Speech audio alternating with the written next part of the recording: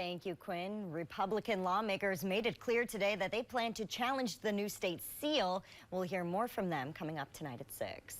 New at 5, during its final meeting of the year, the St. Louis County Board approved its budget for 2024 today, supporting key investments across county departments.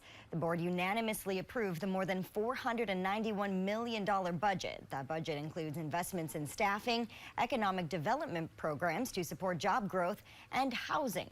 This budget also makes critical investments in buildings and youth programming. The final levy was approved at $168 million, which is an increase of about 2.9%. About a third of the budget is funded by property taxes. And since the tax base grew this year, the county says many people will actually see the county portion of their taxes go down next year.